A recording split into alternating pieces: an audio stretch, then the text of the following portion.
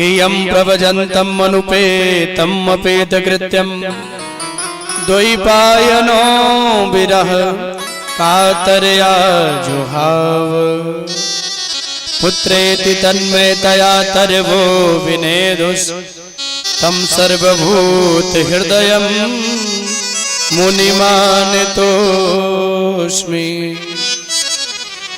तम सर्वभूत हृदयम, अपने माँ के गर्भ में 12 साल तक बैठे रह गए। अब आप बताइए, कोई भी बालक जब जन्म लेता है तो 9 महीना माँ के गर्भ में रहता है और 9 महीना के बाद वो जन्म ले लेता है। और ये 12 सालों तक माँ के गर्भ में बैठे रहे, 12 वर्ष तक विराजे रहे। सूत जी से संतों ने कहा, प्रभु कैसे सुखदेव जी का आगमन हुआ वो मुझे बताओ, और माँ के गर्भ में किस प्रकार वो इतने वर्षों तक विराजे रहे। तो बड़ी प्यारी कथा सुनाई। कहा एक समय गोलोक धाम में भगवान विराजे, और जब भगवान वहां बैठे हैं तो कलयुग आने वाला था, तो भगवान के नेत्र भर गए। श्री राधा जी ने पूछा, प्रभु आप क्यों रो रहे हैं, आपके रोने का कोई विशेष कारण है? भगवान बोले, देवी और युगों में भगवान का नाम लेना तो आसान था, लेकिन कलयुग में लोग पाप ज्यादा करेंगे, लोग बुराई में मन ज्यादा लगाएंगे, असत्य ज्यादा बोलेंगे, पुण्य से सत्य से उनका कोई लेना देना होगा नहीं। तो मैं चाहता हूं मेरा कोई भक्त दुनिया में जाए, मेरी कथाओं का गायन करे, मेरे नाम से लोगों को जोड़े। इसलिए कलयुग में पाप भले कितने ज्यादा हो, लेकिन जिनकी बाणी निरंतर मेरे गोविंद का नाम गाती रहती है, उनके पाप भी जल के नष्ट होते रहते हैं। राधे राधे बोलना पड़ेगा, राधे राधे, दोनों हाथ उठा के और जोर से बोलना पड़ेगा, राधे राधे। तो जो नाम लेता रहेगा उसके पाप भी कटते रहेंगे। नाम संकीर्तनम यस्य सर्व पाप प्रणाशनम प्रणामो दुख समनस्तम नमामिं हरिं परम। भागवत के अंतिम श्लोक को जो मैं बोल रहा हूं, व्यास जी ने लिखकर और अपनी कलम को व्यास जी ने तोड़ दिया, वेद बनाया, शास्त्र का निर्माण किया, उपनिषदों को लिखा, लेकिन मन शांत नहीं हुआ। लेकिन जब श्रीमद् भागवत महापुराण की रचना की, मन शांत हो गया।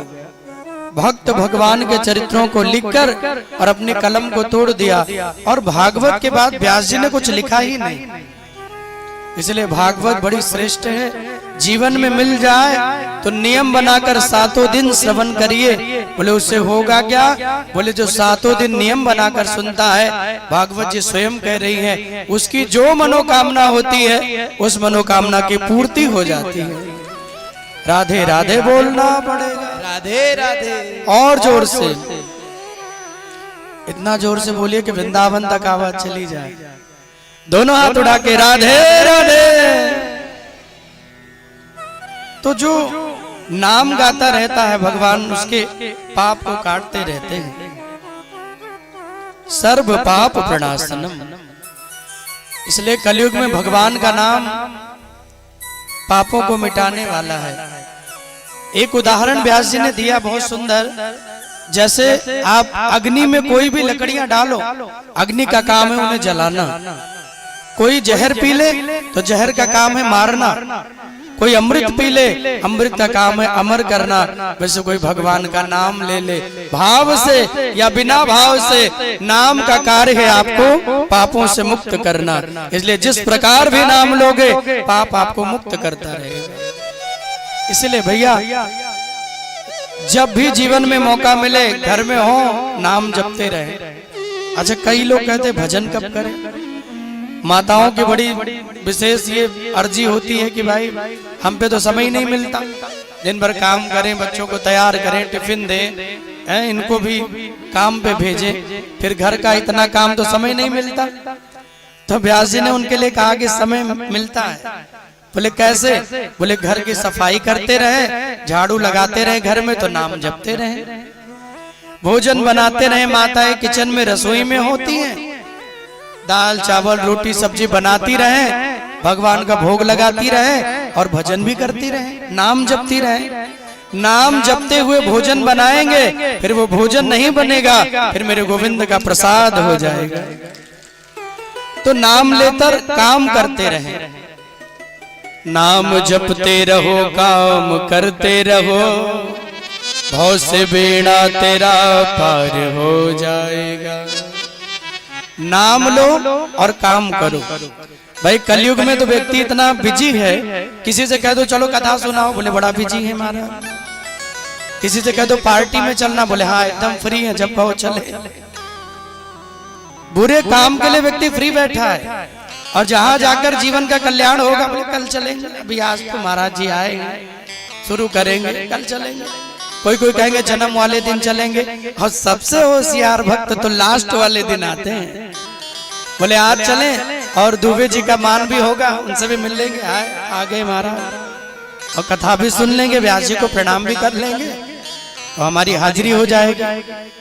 भगवान की कथा किसी को दिखाने के लिए नहीं, स्वतः आनंद के लिए, स्वतः के कल्याण के लिए सुनी जाती। रामायण लिखा गोस्वामी जी ने, तो एक बात उन्होंने लिखी कि स्वांतः सुखाय तुलसी रघुनाथ गाथा। हे संत मुनियों, मैंने अपने आनंद के लिए रामायण की रचना की, जिससे मुझको आनंद मिले, मैंने किसी और के लिए नहीं रचना की। मेरे हृदय में भगवान का नाम मिले, मेरे हृदय में भगवान का नाम आनंद दे, इसलिए मैंने रामायण की रचना की। अब उस रामायण को सुनकर किसी और को आनंद मिले, उसके शरण में बैठकर कोई और आनंदित हो जाए, ये उसका भाग्य है। वैसे भागवत भी है, ये किसी को दिखाने बताने के लिए नहीं की जाती है। भगवान की कथा तो नियम और भाव से सुनी जाती है। जो जितना नियम और भाव से सुनता है, उसको उतना ही फल की प्राप्ति होती है।